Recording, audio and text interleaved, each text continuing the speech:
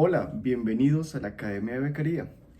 Continuando con el estudio del proceso penal establecido en nuestra Ley 906 de 2004, es el momento de hablar de la audiencia de solicitud de imposición de medida de aseguramiento.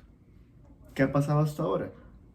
Pues si la persona fue capturada ya sea por orden judicial o en flagrancia, se celebró la respectiva audiencia de legalización de captura. Posteriormente, la Fiscalía procede a formular imputación en la respectiva audiencia preliminar. Y ahora, le corresponde a la Fiscalía, si lo considera necesario conforme lo establecido en el artículo 250 de la Constitución, solicitar la imposición de la medida de aseguramiento ante un juez con función de control de garantías. Pero para abordar este tema, lo primero que debemos revisar es qué es una medida de aseguramiento, y las mismas deben tomarse como medidas cautelares dirigidas al imputado. Es aquella persona que ya recibe esa calidad jurídica de imputado porque la Fiscalía ya le formuló la respectiva imputación.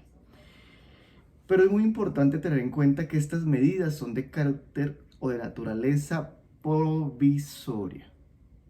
No tienen una finalidad sancionatoria, como lastimosamente suele confundirse especialmente en los medios de comunicación. ¿Quiere decir esto que las medidas de aseguramiento no son una pena? Por supuesto que no pueden cumplir con las finalidades o funciones de una pena. Recordemos que nuestra Ley 599 del 2000, nuestro Código Penal, establece en su artículo 4 las funciones o fines de la pena. Entre ellos, recordemos que tiene pues la función de la prevención general, de la prevención especial, de la retribución justa y la reinserción social, entre otras. Pero entonces, ¿las medidas de aseguramiento deben cumplir con estas funciones? Por supuesto que no. Y es lo que vamos a revisar a lo largo de este video. Cuando nos ubicamos en nuestra Ley 906 de 2004, en el artículo 307 encontramos las medidas de aseguramiento privativas de la libertad. Es importante en este momento identificar que hay dos tipos de medidas. Las privativas de la libertad, como lo indica la norma del artículo 307, y las no privativas de la libertad, las cuales se encuentran en este mismo artículo, pero en el literal B. Vamos a abordar primero las privativas de la libertad. ¿Cuáles son?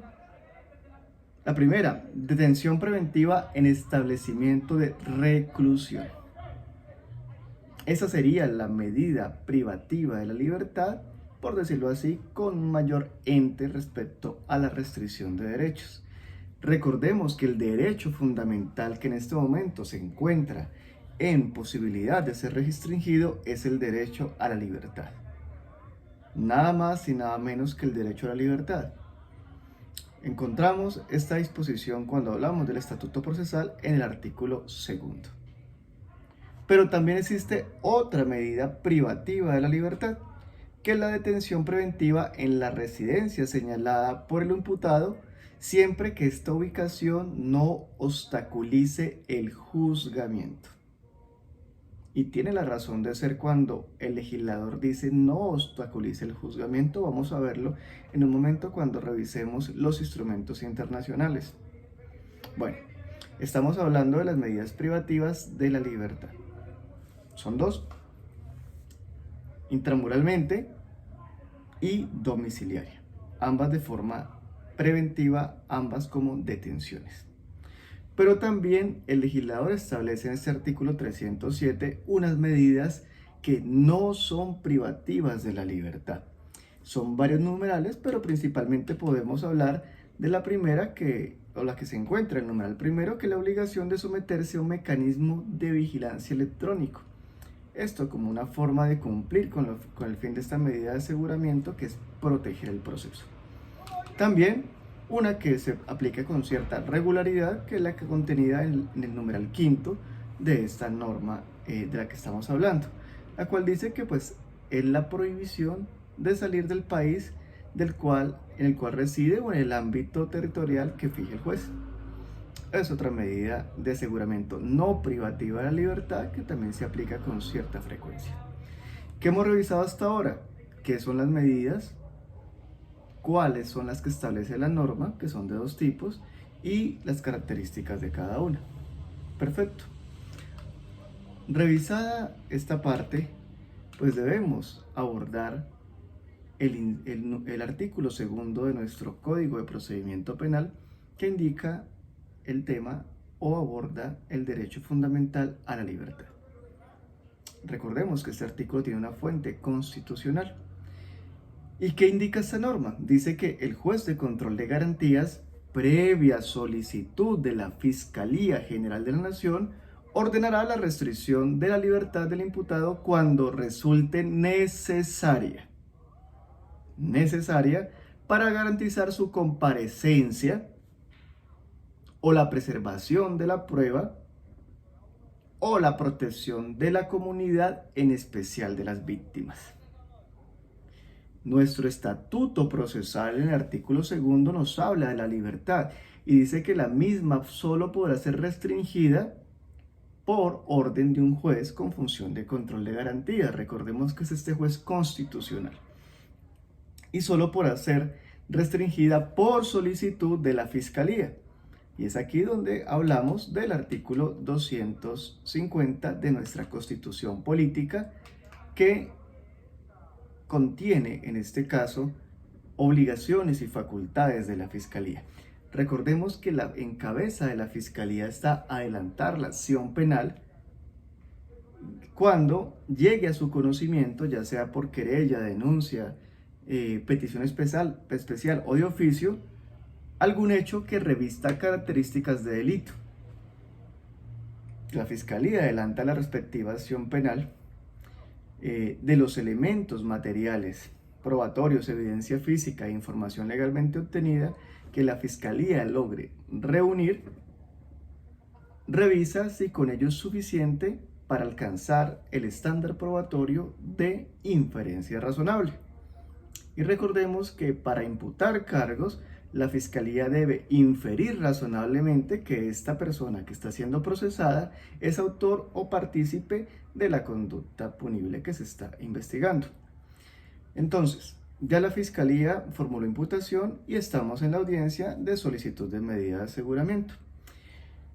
Frente a esto, pues la Fiscalía debe solicitarle al juez la imposición de esta medida, bajo tres circunstancias que establece nuestra Constitución en el artículo 250 en mención. Primero, que esta persona pueda evitar o eludir el procedimiento penal. También que de cierta manera pueda ser un obstáculo para el tema probatorio, que pueda obstaculizar todos los elementos o algunos elementos de prueba y demás. O el tercero y último tiene que ver con que represente un peligro para la comunidad, en especial para las víctimas. Y vale la pena en este punto hacer una salvedad. Como ustedes lo saben, nuestro ordenamiento jurídico tiene como cúspide, como esa línea de donde emana todo el resto de leyes y demás, la Constitución Política. Es la norma de normas, la Carta Magna, y junto a la Constitución Política tenemos los tratados internacionales sobre derechos humanos ratificados por Colombia. Estos dos elementos forman algo llamado bloque de constitucionalidad. Pero entonces, ¿qué dicen los instrumentos internacionales sobre las medidas de aseguramiento? En este momento es válido hacernos esa pregunta. Porque recordemos que conforme al artículo 93 de nuestra Constitución, estos tratados que versan sobre derechos humanos ratificados por Colombia imperan sobre el ordenamiento interno. Quieren decir que también son un faro para todo nuestro ordenamiento interno. ¿Qué sucede? La Convención Americana sobre Derechos Humanos, el Pacto de San José del año 1969, en su artículo 7, libertad personal, numeral 5, establece las condiciones por las cuales una persona que no ha sido condenada puede ser objeto de una restricción de su libertad. Recordemos que conforme al procedimiento penal que venimos estudiando, esta persona apenas alcanza la calidad de imputado. Ni siquiera ha sido acusado, mucho menos condenado. Por ende, no estamos hablando de una pena, sino de una medida de aseguramiento como una medida provisional. Si la persona no ha sido condenada, los instrumentos internacionales establecen, en especial el que acabo de mencionarles, que la persona solo podrá ser privada de libertad si afecta el proceso. Quiere decir que las medidas de aseguramiento se establecen para proteger el proceso penal. No habla de la protección a la comunidad o a las víctimas, porque la protección a la comunidad y a las víctimas son propias de los fines de la pena. Una vez la persona ha sido condenada y esta condena se encuentra en firme. Específicamente la prevención especial, que recordemos que puede ser de dos tipos, positiva o negativa. Positiva cuando aquella persona que ha sido condenada está cumpliendo su pena en prisión y con ello pues está en un proceso de resocialización conforme a la dignidad humana. Pero también está la prevención especial negativa, que es tener a una persona apartada de la sociedad porque la misma representa un peligro para ella. Estoy hablándoles de fines de la pena. Como se dan cuenta, el tema de la protección a la sociedad, a la comunidad y a las víctimas son propios de los fines de la pena y no de una medida de aseguramiento. Pero entonces la pregunta es, ¿por qué el legislador establece esta condición de que la persona represente un peligro para la comunidad? Tomando como fuente constitucional el artículo 250, ¿por qué la Constitución, si en ese grupo que conforma con los tratados internacionales, pues genera como tal una ambigüedad frente al instrumento internacional? ¿Por qué no sigue los lineamientos? Y establece solamente dos requisitos para en este caso, la imposición de la medida de aseguramiento, como lo serían que la persona represente como tal un peligro para el proceso, que pueda evadirlo o que pueda obstaculizar todo el tema probatorio. ¿Por qué la Constitución agrega el tema de la protección a la comunidad? Bueno, la Corte se ha pronunciado al respecto y ha ratificado ese elemento como una de las situaciones que puede tener en cuenta la Fiscalía para solicitar la medida y el juez con función de control de garantías para imponerla. ¿Qué ha dicho la Corte? Ha dicho, mire, si bien el instrumento internacional no contempla el peligro para la comunidad y para las víctimas como un requisito para la procedibilidad de la medida de aseguramiento, lo cierto es que nuestro ordenamiento interno, conforme al artículo 2 de la Constitución, fines esenciales del Estado, entre ellos está servir a la comunidad. Ese servicio entendido también como protección a la misma, en especial a las víctimas. Entonces la Corte ha dicho que sostiene este requisito como uno de los elementos a tener en cuenta conforme a ese artículo 2, fines esenciales del Estado. Es claro que ahí no ha sido pacífica la situación. ¿Qué ha sucedido en los estrados judiciales?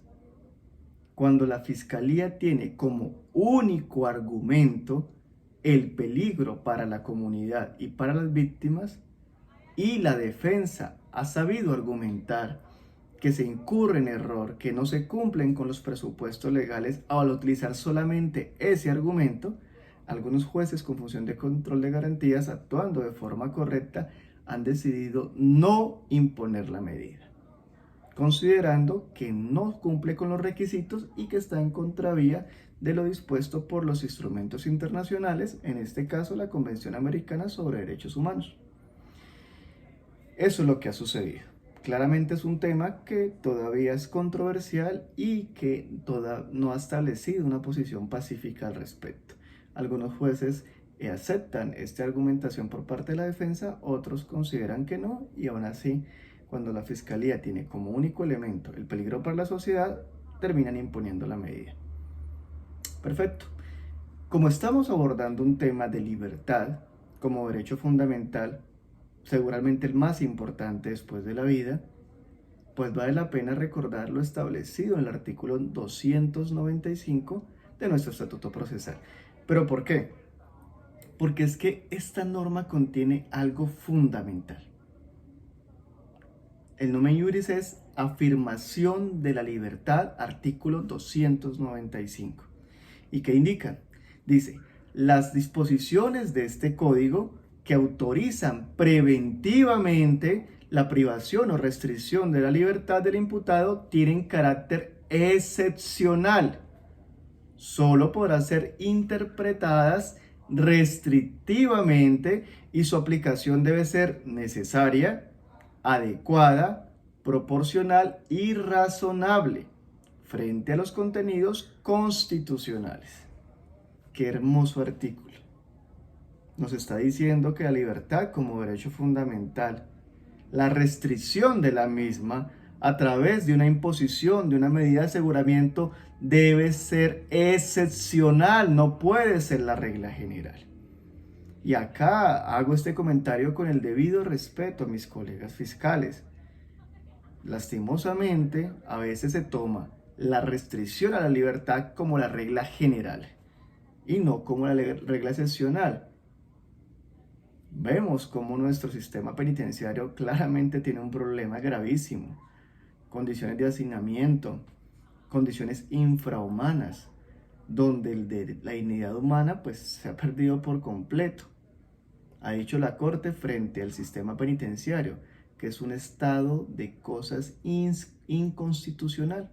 Quiere decir que está vulnerando seriamente los derechos fundamentales, entre ellos el respeto por la dignidad humana como el pilar de un Estado social de derecho, artículo 1 de la Constitución, artículo 1 del Código Penal, artículo 1 del Código de Procedimiento Penal. Lo encontramos siempre ahí como una norma rectora. Pero bueno, en la realidad se aplica este artículo 295, la afirmación de libertad, su restricción como una medida excepcional. Como lo digo, lastimosamente no siempre es así. Hay fiscales que son muy acuciosos en su trabajo y procuran que sea así. Otros seguramente no. Actuando de buena fe, claro que sí, pero muchas veces se deja a un lado este tipo de situaciones, este tipo de normas que claramente en los casos en que deba aplicarse, pues serían un gran aliciente para evitar estas situaciones que cada día son más complejas respecto al hacinamiento y demás.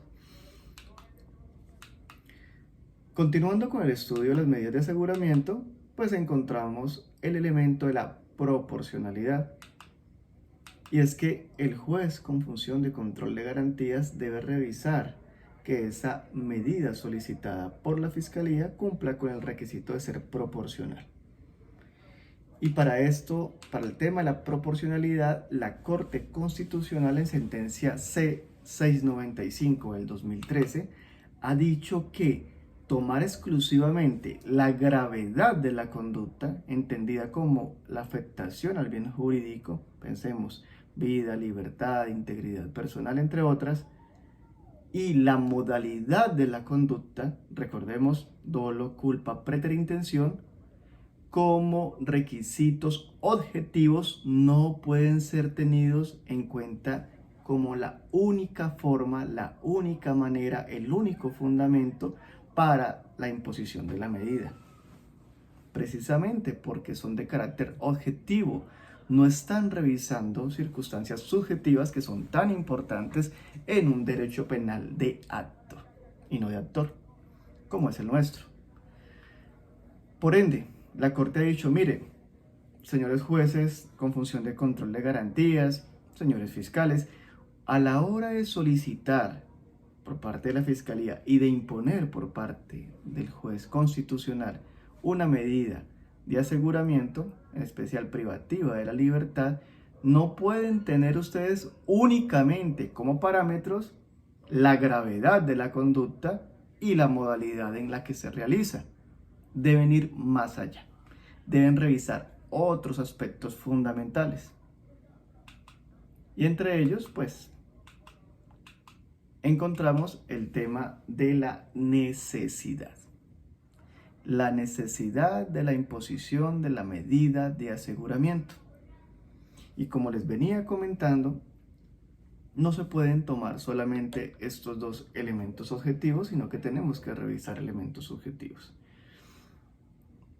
La Fiscalía debe argumentar debidamente el por qué una medida no privativa de la libertad resulta insuficiente para preservar o proteger el proceso.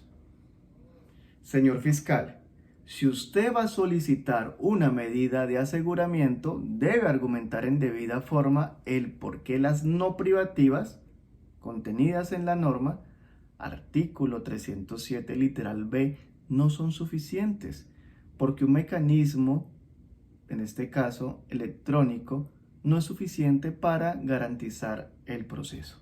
¿Por qué una prohibición de salir del país o de determinado territorio resulta insuficiente para que esta persona no evada el proceso? No es simplemente solicitar la privativa de libertad porque sí, porque objetivamente la conducta es grave y además la modalidad, pensemos, dolosa, donde hay un tema de conocimiento y de voluntad. ¿Por qué no es suficiente esto? ¿Por qué hay que ir más allá? Precisamente porque todos los casos son completamente diferentes.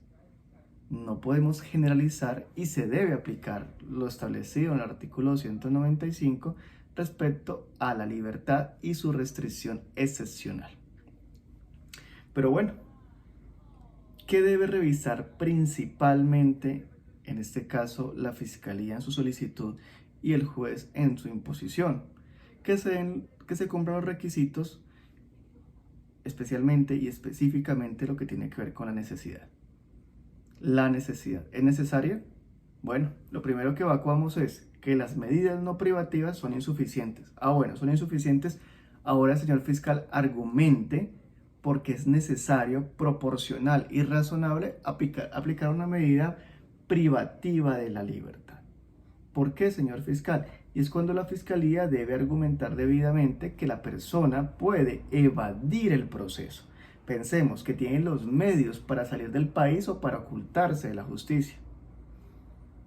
O que esta persona puede ser un obstáculo para todo el tema de la valoración probatoria o la práctica probatoria, para ser un poco más precisos. ¿Por qué? Porque tiene la capacidad no solamente económica, sino material para, por ejemplo, amenazar a los testigos, sembrar zozobra en ellos y de esta manera pues entorpecer la práctica probatoria, o que representa un peligro para la comunidad y en especial para las víctimas. Pero recuerden, el argumento único de la Fiscalía no puede ser este último. ¿Puede argumentar peligro para la sociedad? Sí, pero debe estar acompañada por lo menos de uno de los otros dos elementos, que puede evadir el proceso o que puede entorpecer el mismo. Si la Fiscalía logra argumentar debidamente la necesidad de imponer esta medida de aseguramiento con mínimo uno de los tres elementos, si es uno solo, no puede ser el del peligro para la sociedad, debe ser alguno de los otros dos que ya hablamos, o puede ser el peligro para la sociedad, pero acompañado de alguno de los otros dos elementos que hemos repetido. Pensemos en que el juez, una vez escuchado los argumentos de la Fiscalía y luego escuchado los argumentos de la defensa, donde la defensa va a tratar de establecer y en este caso indicarle al juez el por qué no es necesaria esa medida privativa de la libertad, y seguramente va a abocar la afirmación de libertad del artículo 195 y va a tratar la defensa en este caso que lo que debe hacer argumentar el por qué la Fiscalía no cumplió con esa carga que tenía de argumentar debidamente la necesidad de imponer esa medida privativa. La defensa va a estar enfocada a esto, tratar de demostrar por qué la persona pues no va a evadir el proceso o por qué la persona no podría obstaculizar el tema probatorio o por qué no representa un peligro para la sociedad. Una vez escuchados los argumentos de ambas partes, pues el juez revisa quién cumplió debidamente con la carga y así impondrá o no la medida de aseguramiento. Generalmente la defensa solicita que no se imponga medida o que se imponga una no privativa de libertad, y en caso excepcional donde considera que la fiscalía tiene elementos de peso para que se imponga una medida privativa de la libertad en centro carcelario, solicita subsidiariamente que en caso de imponer una privativa sea como una detención domiciliaria y no intramural. Eso también lo hace la defensa. Escuchados los argumentos, el juez decide pues quién de estas partes tiene la razón y toma la respectiva decisión. Contra ella pues proceden los recursos de ley que ustedes ya conocen. ¿Qué sucede? Pensemos en que el juez impone la medida de aseguramiento y que esa medida de aseguramiento es privativa de la libertad. Frente a esto surge la pregunta, una vez impuesta esta medida y transcurrido un tiempo, ¿será que se puede solicitar la revocatoria de la misma? Y la respuesta es sí, se puede solicitar la revocatoria de la medida de aseguramiento. ¿Quiénes? Cualquiera de las partes. Fiscalía, defensa. ¿Cómo hacen la solicitud? Pues hacen una audiencia que se programa para tal fin. ¿Ante qué juez? Ante el juez de control de garantías, o la misma calidad de juez que impuso la medida.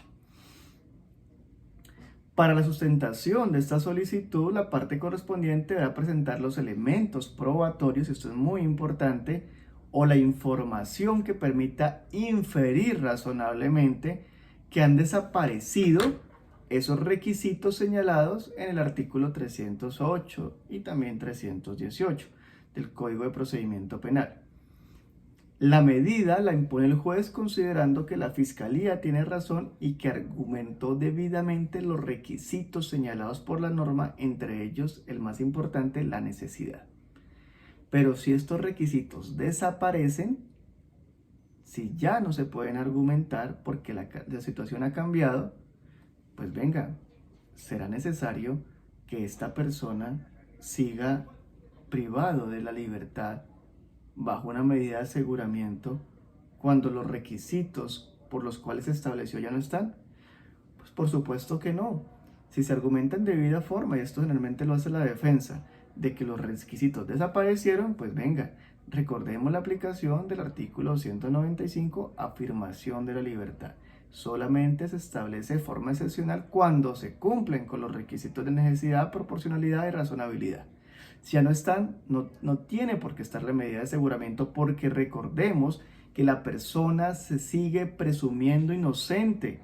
Artículo 29 de la Constitución, artículo 7 del Código de Procedimiento Penal, que indica que toda persona se presume inocente hasta que no exista en contra de ella una condena en firme. Pero inclusive el Estatuto Procesal va más allá. Dice, toda persona se presume inocente y será tratada como tal. Si ya no están los requisitos con los cuales se fundamentó la imposición de la medida, ¿cómo es posible que una persona que no ha sido condenada, que se presume inocente, siga privada de la libertad? Eso no está bien. Pero los medios de comunicación, considero, lo hacen de buena fe, tal vez desde el desconocimiento, propongan siempre porque se impongan medidas de aseguramiento. Es cuando ustedes escuchan las noticias de que en Transmilenio, por ejemplo, una persona fue capturada en flagrancia cometiendo el delito de hurto. Y la noticia no es solamente esa, sino, y horas después, un juez de la República lo deja en libertad. Esa es la justicia que tenemos. Esta justicia no funciona. Y ese es el mensaje que llega a la sociedad. Oiga, la justicia que tenemos nosotros no sirve para nada. ¿Cómo es posible que a un delincuente lo dejen en libertad? Los medios se concentran en aquellos casos donde un juez con función de control de garantía no impone medida de aseguramiento. Puede ser porque la fiscalía no la solicite o porque seguramente la persona o en este caso la defensa de esta persona que está siendo procesada, logró argumentar debidamente el por qué no es necesaria, el por qué no cumple con ese requisito. La libertad es un derecho fundamental que solo puede ser restringido conforme a presupuestos legales establecidos en nuestra Constitución, establecidos en nuestro Código de Procedimiento Penal. Si la persona se presume inocente, venga, pues lo ideal es que continúe el proceso en libertad. Si han desaparecido los requisitos, ya no tiene que existir la medida de aseguramiento. Debe ser revocada.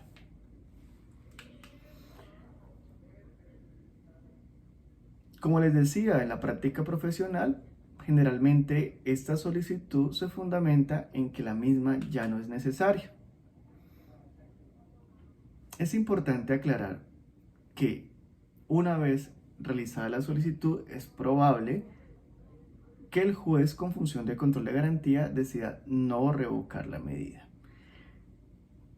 Ante la solicitud, generalmente la defensa y los argumentos presentados por la fiscalía, que seguramente van a ser de que la medida siga, pues el juez, si considera de que no han desaparecido esos requisitos, de que sigue siendo necesaria, pues el juez va a decir no revoco la medida sigue y pues ya esa es la decisión que se toma.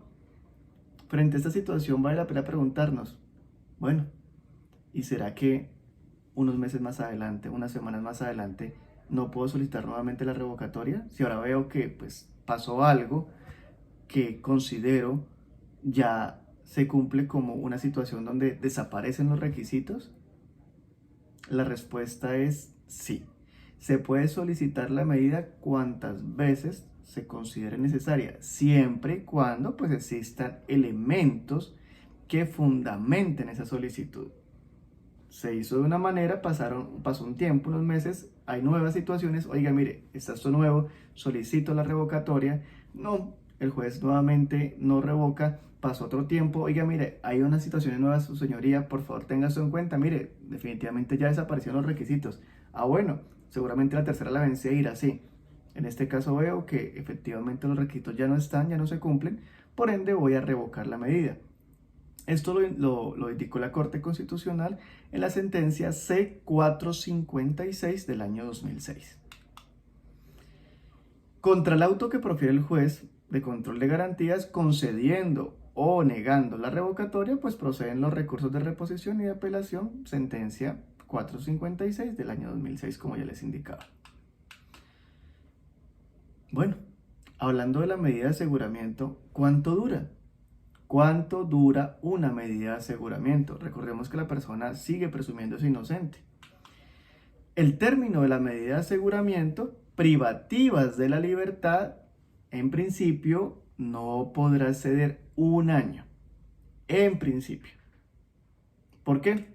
Resulta que la norma, el artículo 317, en los parágrafos segundo y tercero, establece unas condiciones en las cuales estas medidas de aseguramiento se pueden prorrogar hasta por otro año. ¿Y cuándo es esto? Pues mira, tiene que ver con la calidad, en este caso la naturaleza del delito. Cuando el delito por el cual está siendo procesado esta persona es de conocimiento de un juez penal del circuito especializado, se puede prorrogar por un año más, sería en total 2 años. ¿Cuáles son esos delitos? Pues recordemos, terrorismo, el homicidio agravado por las circunstancias del numeral 8, 9 y 10 del artículo 104 de nuestro Código Penal, desaparición forzada, entre otros. Estos delitos que son tan graves que son de conocimiento, un juez con función de control, de un juez de conocimiento especializado, el circuito, pues claramente por su gravedad pueden prorrogarse por un año más, serían 2 años en total. ¿Qué otros?